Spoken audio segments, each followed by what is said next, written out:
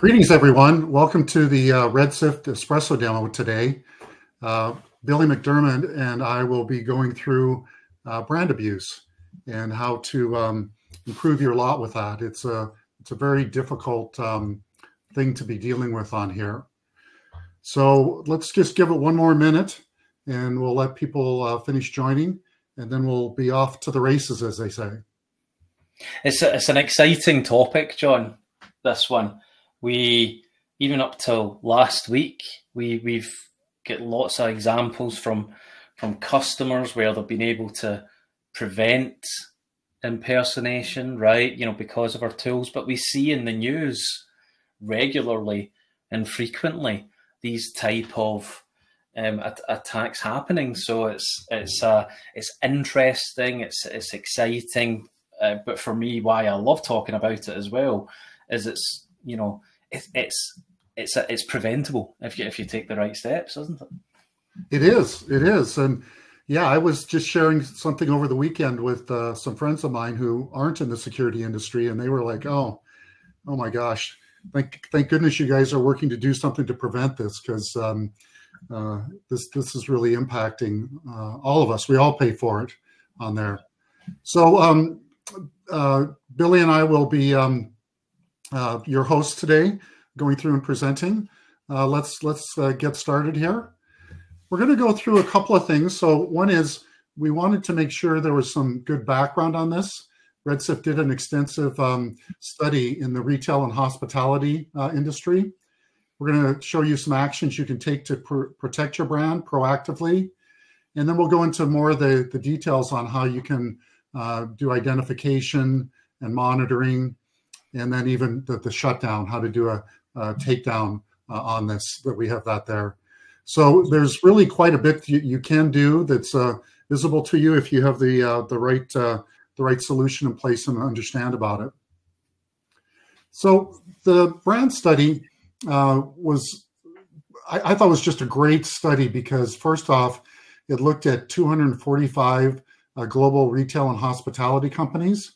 We're able to do that because we're a member of several of the ISACs. So there's a Retail and Hospitality Information Sharing Group, the ISAC. And first off, what we're doing is we're looking for 245 of these leading companies, and we're actually the ones that are going out and getting all the new hosts that are created. So every 24 hours, that can go up to 60 million or more new hosts that are out there. And then we go through and look at a number of different characteristics of each of those companies. We look for the primary domain, lookalikes, lookalikes that are owned and not owned by the company, domains that are parked. And then we start to look at the DNS changes. So we've seen where people, the attackers may take ownership of a domain and wait for weeks or months or longer before they enable the email or the web to go out there, before they put on the company logo there. So yeah, we want to make sure we can see what's going on there, and more importantly, see the changes. So what did we learn? Well, we're all in this together. We're not pointing fingers, but everyone has a problem in this area. So if you look at the numbers there, 164,000 lookalike domains observed. And then we started to go into the details of those. And, you know, there's just a lot that's going on there. So 17 lookalike domains per company with a lookalike website using the company logo. I mean, that's huge. One is more than enough to cause problems. And here's what we're seeing there, 17 that are on there. Another related thing that it's very tied in that Redshift does well is DMARC. So making sure that that's set up and you have a way to protect yourself from exact domain impersonation. So your company.com domain, that complements the lookalikes on here. And it's straightforward. It does take some work, but we're getting companies from to DMARC enforcement. So you have the full protection. We can do that in 4 to 8 weeks. Some of the largest brands in the world, most complicated, we've done on there. And here it is. More than half aren't taking advantage of that.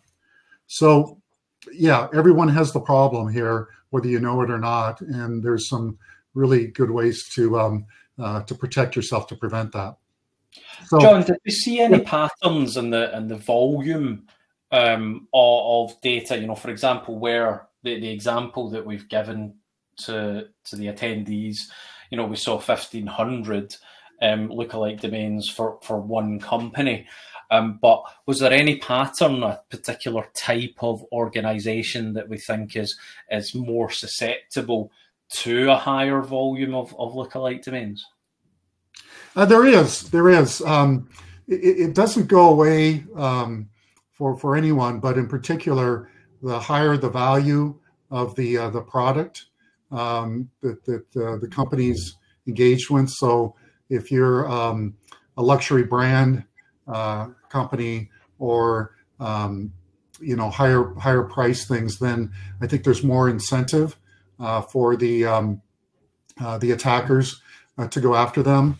We also, I think, looked at that 60% for DMARC, and again, that's really waving a red flag or a green flag to the attacker, saying, "Come on, I haven't invested in this area, so I'm at risk.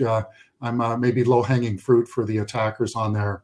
So it's fair to say then that if an organization isn't taking care of some of the basics, for example, they're not at reject and DMARC, or if they're not using, for example, the security that a registrar makes available to them, then they're coming up on potential attackers' radars. Exactly. We also have some of the DNS signals. You know, we're very thorough on looking at that, and you know, again, some of the stuff that gets stood up. There's whois information, for example, and some of the registrars, you know, have a much stronger reputation for protecting domains than others. That could be another indicator that you're more likely to run into a problem. Yeah, I'm glad you asked that. Here's an example too, where, you know, something that can be easily sold. So it's, you know, shoes can bring in, they cost a lot more than when I was a child, right? They go in there. And then even when I was a child, John, they cost much more than when I was a child. Yeah, you know, it's nothing to have £100 or $200 go into a pair and people collect them. Anyway, you could just see that, you know, these are the kinds of things that come up, and they're out there. So this site for Clark shoes, so that's a leading brand globally, and there's a fake site that was found, and it's first when you do the Google search. So again, the attackers are using the same tools that the retail brands are to you know, get their brand presented first in a Google search. Only this is the one you don't want to come up to there. So Puma's another one, and they're very. It's just they're relentless. They focus on targeting Italians in this particular case. I mean, it's crazy the kind of focus they have and the money that they can get from this. And there's no barriers to entry to setting up domains. There's no barriers to entry to setting up sites. Anyone with even some basic knowledge of how domains work and how sites can be built, you know, can achieve this very quickly, and that's very, you know, this means that the time scales that you know happen. Yeah, absolutely. There's a lot of planning that actually goes on to do this. Domains can be registered. In fact, we had another example recently, didn't we, John, where a domain was registered 5-6 months before the attack actually took place. But you know, it's easy to register a domain. It's quick to set up a site that impersonates your brand.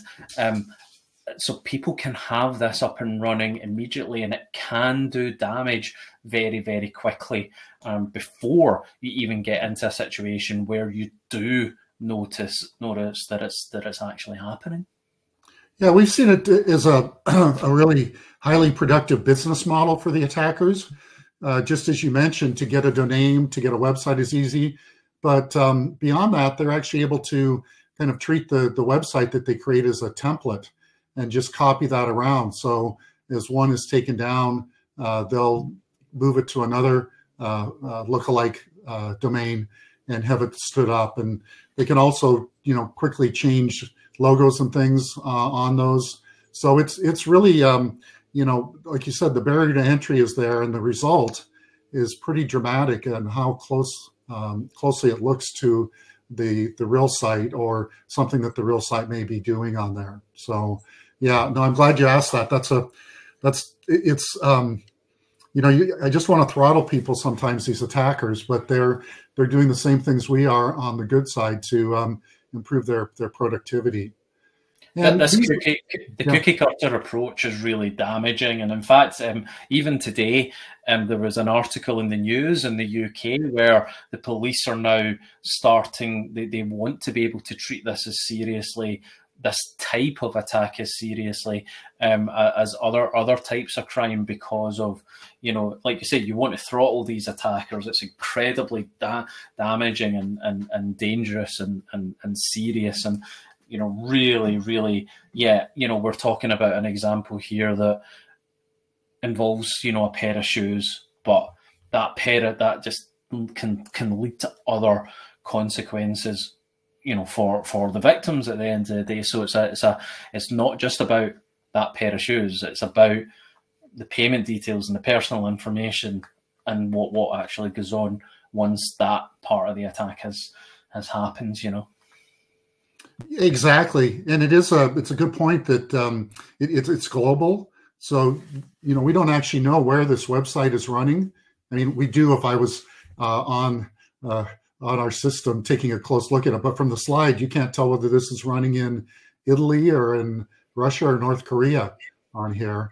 And of course, trying to pursue across international borders is very difficult on there. So we do have ways to take down those sites.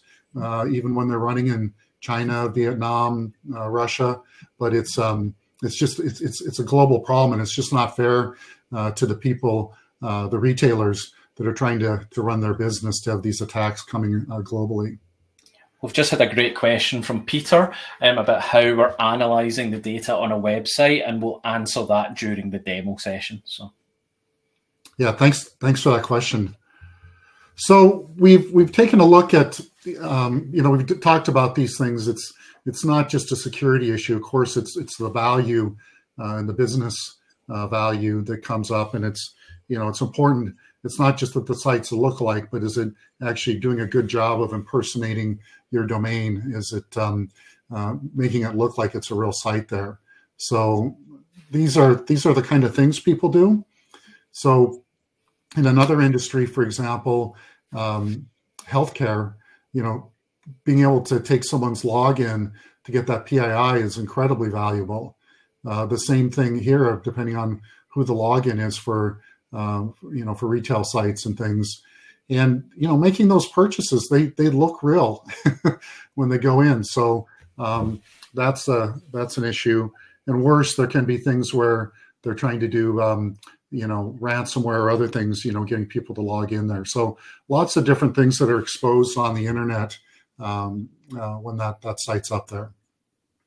I think the simplest one we talked about, just going back, is that DMARC protection, the exact domain impersonation. If they can send out an email that way and then redirect you to a lookalike site, who knows the damage that can be done. So I think the demo will do the best at showing what we can go through here, but I wanted to just call out a couple of things that can be done on here. So one of the things that we do is we have an integrated takedown service.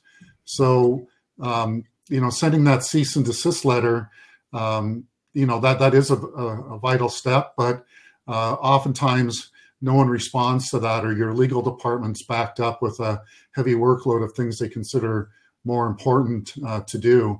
So being able to take down that site quickly, showing that the reputation is bad, that fraud's going on, can be a big win on that.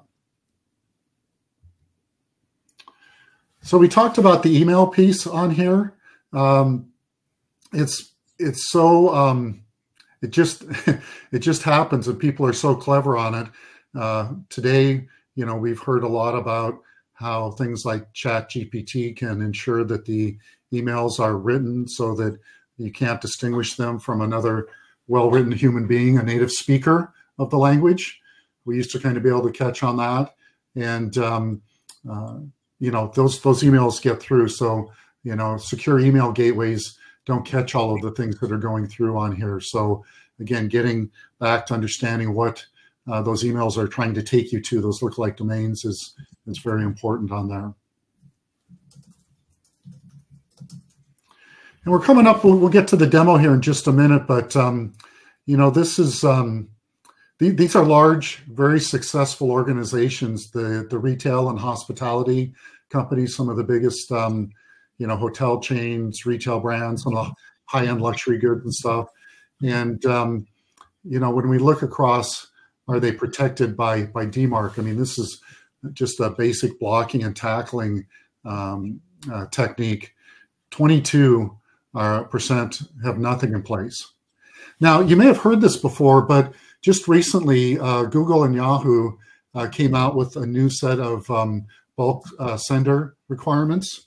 And so what's happening here, if you don't have DMARC set up, and if you send 5,000 emails a day to Gmail addresses, and what retailer hospitality doesn't send to customers with Gmail addresses, for example, Google is going to stop. It's going to start blocking those. So there's actually that's begun on February 1st. So it's already being slowed down. There's some warnings that are going on there. And in April 1st, it'll be hard stop on that. So we have a simple way to lead you through and understand if you're compliant or not. It's a 60-second test that you can run on our website, and then you can go through there. So all this stuff is tied in together, and this is an important one that could impact you right now. It's going on, and I think for most organizations, this is going to they're going to be in this category where Google's looking at them and seeing if their DMARC is set up, their authentication is in place for there. And it's really starting to impact organizations now, John, isn't it? We're seeing error messages already. This is starting to bite. It is, and it's think of it deliverability. If 5,000 could be a drop in the bucket for some of the retail and hospitality organizations. If you're a hotel chain, we're talking about sneakers. How many people are wanting to know the latest about those? Imagine if those emails get blocked. So we wanted to make sure you know about it ahead of time, and that you have tools that make it very easy to determine where you are, and a solution to get you there very quickly. It's not, can you become DMARC compliant to get to enforcement? It's how quickly you can get there. And I think a lot of people ask on that one of the common questions we're getting is that, I don't send a high volume of emails. So should I go through the pain to do this? And the honest answer is that, yeah, you should, because this is, probably the beginning of it. It'll probably get a little bit tighter, but there's so many benefits, John, that you alluded to earlier, relating to this, that, for a relatively low investment, working with a partner like us, like Redshift, who are exceptional at getting organizations to reject, the question that we would always say is, why would you not do it? Really, to be honest, that's what it comes down to. Yeah, the cost benefit on that is just to me it's a no-brainer. Whether I worked for Redshift or not, I wouldn't want to be in an organization that's having to deal with issues like that when they're preventable. There's much more better things to do on there. So Billy, why don't you are you ready to take it away with the demo so people can see what this actually looks like? I am absolutely ready. There is a question in the, one of our colleagues is helping out. There's a question in the chat, John. I don't know if you want to take a look while I'm sharing my screen, but I see Nadeem. Thank you, Nadeem, is popping in to give us some help with a question as well. But hopefully everyone can see my screen very clearly.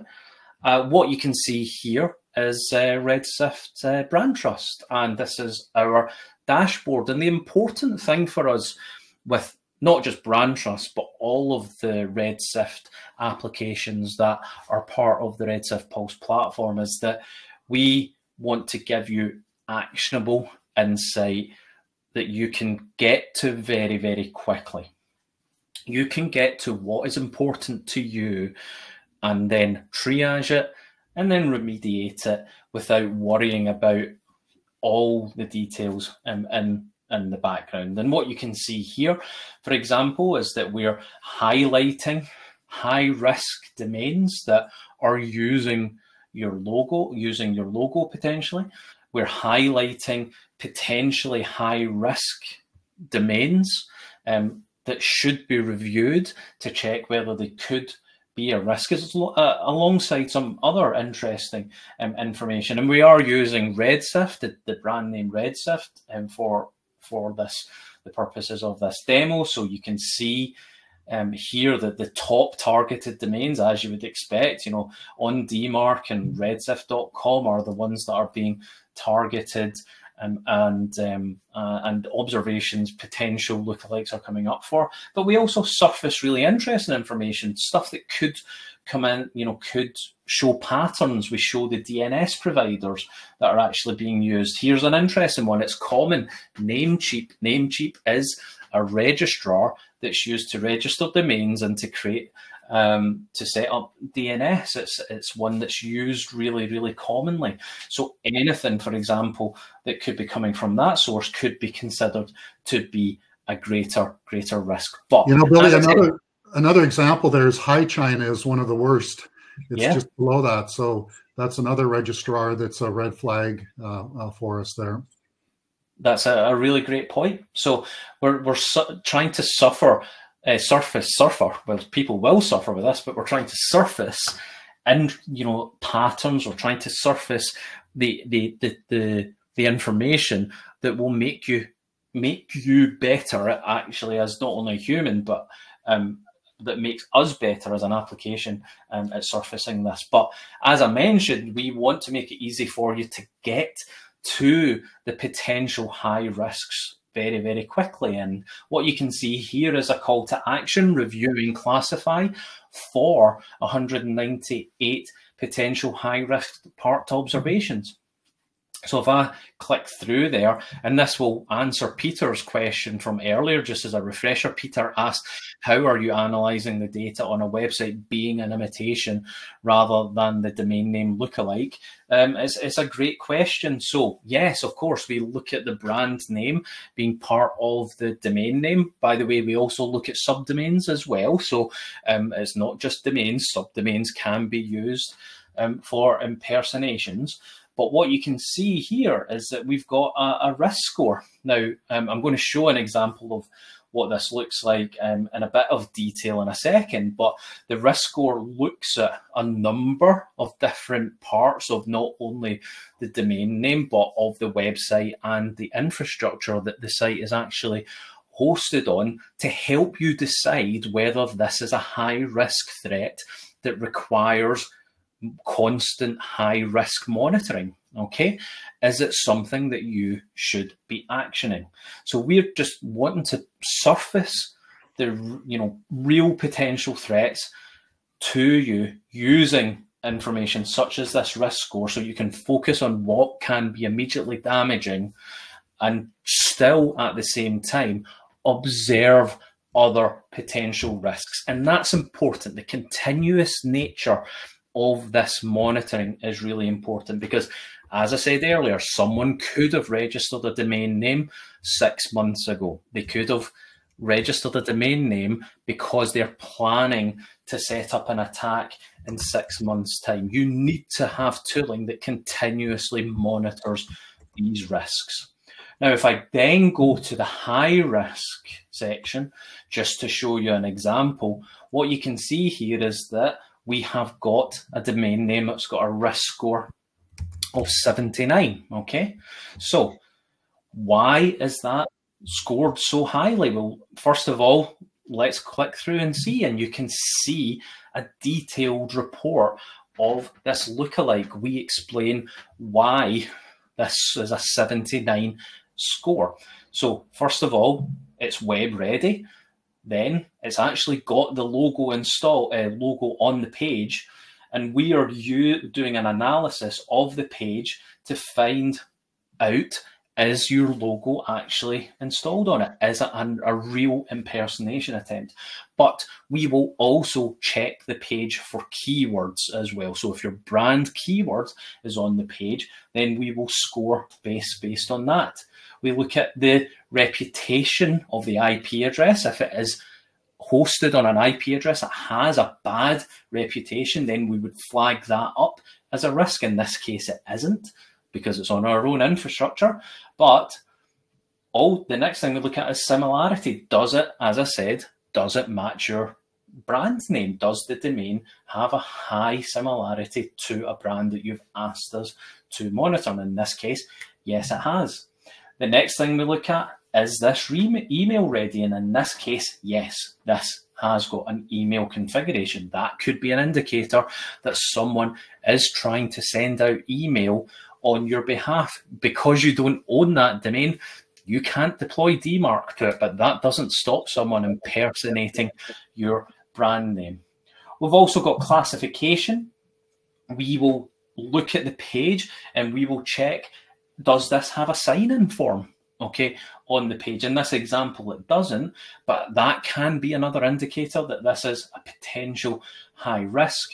And then we also look at the DNS provider. We will look at a domain name, and if it's the DNS that it uses, if it's provided by a known provider like CSC, Mark Monitor, GoDaddy, someone that's known for having secure and is secure DNS and is used to protect brands already, then we will score the risk down. But if it's with a provider like Namecheap that I mentioned, okay, that is likely to be a provider of domains where lookalikes come from, then we will score the risk highly as well.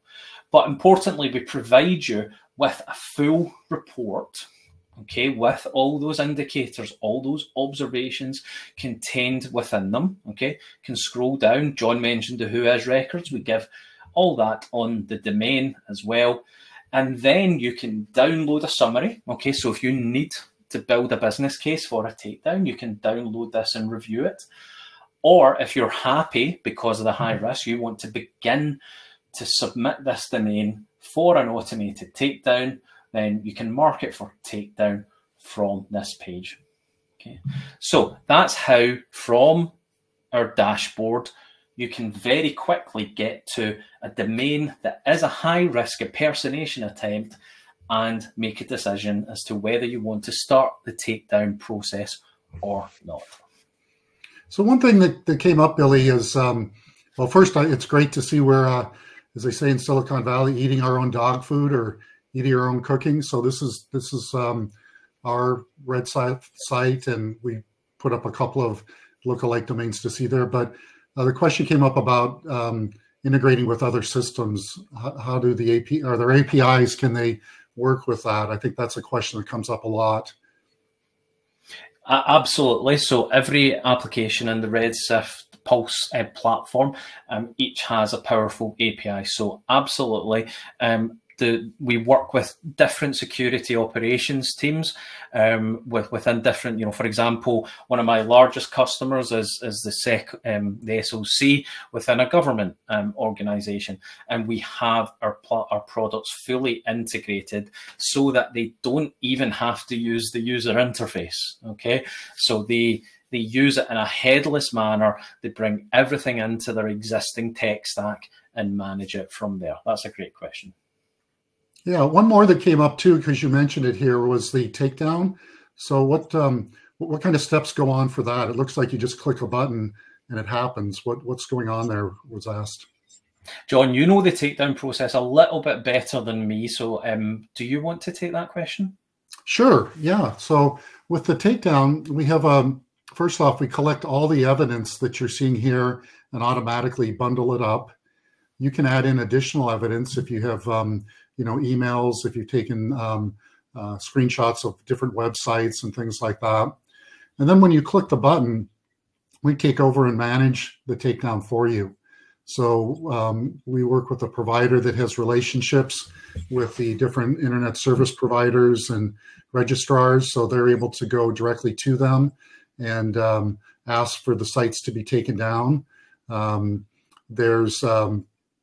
It usually happens, very, very quickly. It depends on what kind of fraud or that's going on there. If you're trying to show that one handbag looks exactly like another, then that's a bigger challenge. But if you can see that people are trying, the website is trying to take in financial information, directing people to places they shouldn't go and things like that, that can be done very quickly. And so we're managing that behind the scenes for you. So you just have to click the button and we'll give you the feedback on how things are going. And if anything additional is needed, we'll go ahead and provide that on there. So really takes a load off of the people in legal and other parts of the company that may have had to get in this and do this, kind of as a one-off from their regular job. Yeah, and Amar's actually asked a follow-up question. What if the DNS registrars are in countries like Russia and China?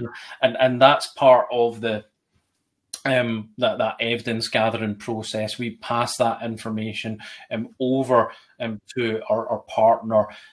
The more information that they're actually given, then that helps your case, right?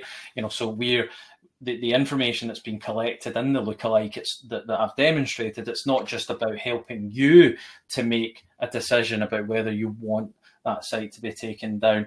This is all bundled up into that evidence to help them to help you make the case for it to be taken down, but also to give our partners all the information that they need to actually run that process without any challenges. Yeah, exactly. It's having those, when you do this full-time takedowns every day around the year, then those relationships built up and it can really optimize that compared to what an individual company could do. We had, Billy, if you could go back one slide just to the activity slide. The question came up is, what if a customer discovers something that we haven't seen yet? What can we do with that? Sorry, repeat that question, John. So if the customer finds a lookalike domain and we haven't seen it, we're not perfect. Nobody is. Oh. Yeah. What's their recourse?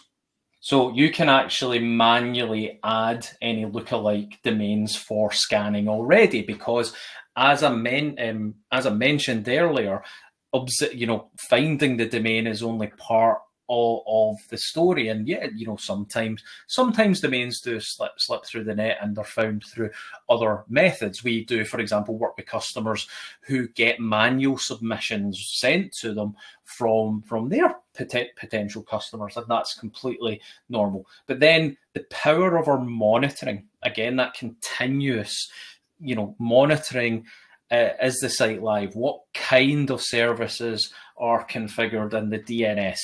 Is there a screenshot? Is there a logo on the website? Like I said, we show the screenshot of that site.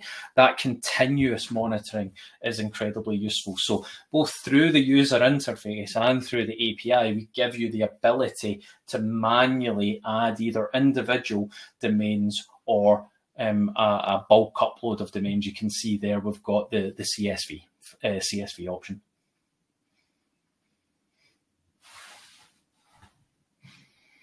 These are all great questions. It's fantastic. Yeah, and I think the depth of that, of what you were showing us, the number of different signals that are there. So we're not just matching on typo, spelling things, right?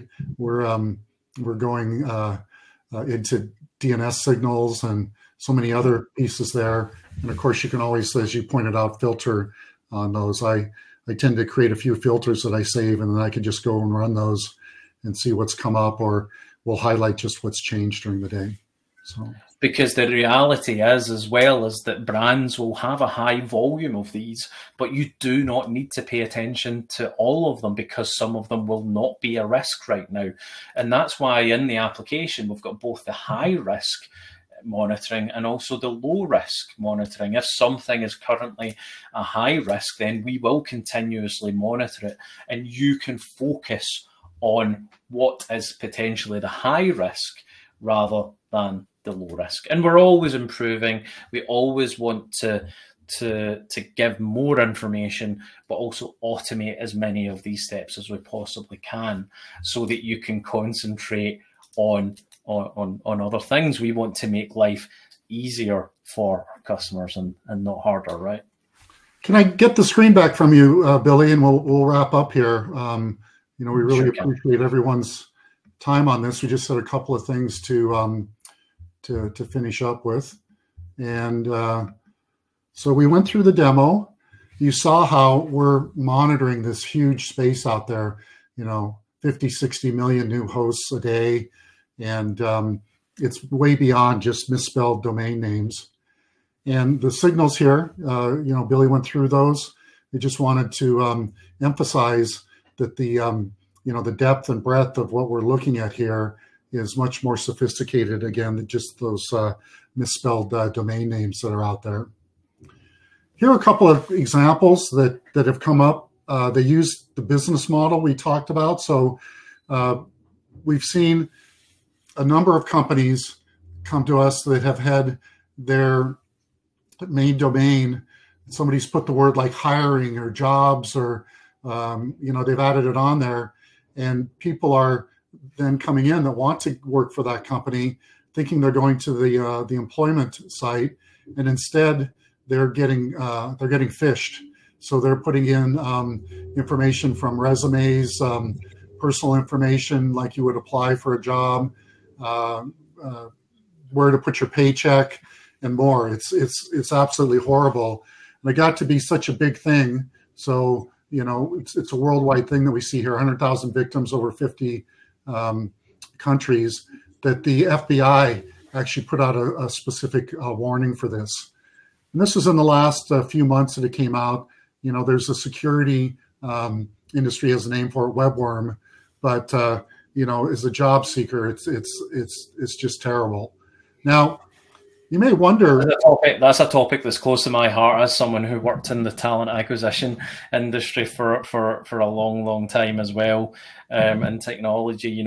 Seeing what goes on within that industry, and you're talking about throttling people. I would do it in that case. It's infuriating, particularly in a challenging economic market. Okay, we're seeing an upsurge in the number of people who are looking for jobs, and people taking advantage of that it makes me so angry. But there are, brand trust combined with on DMARC is huge. Will help teams that are recruiting, whether that's agencies or whether that's actual in-house recruitment teams, will help them protect their potential candidates and the reputation of their brand. And it's not just a warning. We're actually providing the steps for you to do to prevent these from happening, to reduce the risk that you're in. This one happened just this week, and it reminded me of, could it happen to my business? Could it happen to yours? And so this was, I enjoy eating. If you've met me in person, you can see why. You don't get to be you and me both, John. You and me both. And these Michelin star restaurants, in this case was in the UK, the London area, that attackers were going around and registering fake firms, and then with the misspelled names, and then going after the money, getting loans as if they were, Ottolenghi or the Ritz. They're going out and getting loans and then walking away with the money, just taking off on there. So it's cloning a restaurant, and including being able to open up a bank account and get that overdraft and then take it off. And this was, front page news on the BBC just a few days ago. February 9th was where the story is. So if these guys are going after, the attackers are going after that, clearly they can go after any of us. And it's where the money is, right? These types of scams and stuff turn out to be easy to do. The risk of getting caught is very low, and they're profitable. So that's where they're going to go on here. So and that example, the recent example that you showed with from the restaurants, just shows that, though, it's not only the simple examples that we demonstrated earlier, because relatively speaking, the Clark's example is pretty simple, okay? But these impersonation attempts using domains are also part of really complex fraud cases. So it's a fascinating area that how people make the carry out simple attacks, but also big complicated multi-tiered attacks. It's infuriating. Yeah, it's not as simple as just having a bot go out and try and get all the reservations to these well thought of restaurants. It's very well thought out with the bank account stuff, especially. It's a new area. I've just had a question in there actually about how does finding deceptive websites have to do with the restaurant example. Well, actually, they were registering domain names in the names, with the names of the restaurants. So if you can identify the sites that are being registered with your brand names in them, then that could be an early indicator that someone is planning an attack. It starts from a very, very early stage. To go back on the point we spoke about earlier, someone can register a domain months, even years before they're actually starting to potentially launch an attack. So it's all part of the puzzle. But a really good question, SB. Thank you so much for that. So the takeaways we'd like here for you is don't make yourself a target. I think we've seen a number of ways, including DMARC, with the Google Yahoo new regulations, new compliance coming up there. It makes perfect sense to do DMARC. Financially, we can help you make sure you get there very quickly.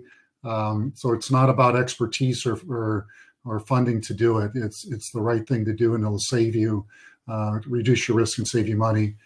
And then we're out there looking all the time. So when those 50 or 60 million new hosts are created, we're continuously looking for those, not just that they're created, but also if they've changed. So as Billy pointed out, there may be a lookalike domain that's been running for months, and all of a sudden it's now email enabled and web enabled. So, you want to know that they're being weaponized on there, that looks on there.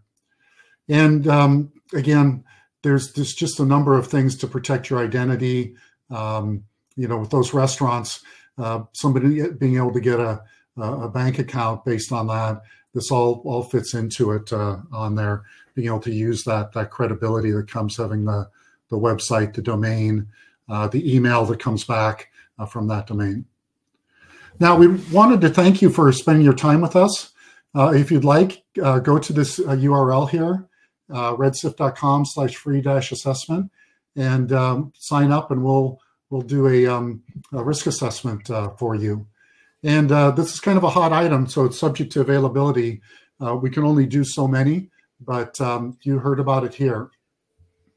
And it'll be myself or John or Jorge or Tom from within our team, our sales engineering team, that will carry it out. So you will get a highly personal level of service there, guys. And I wanted to mention that this Espresso demo series is a series.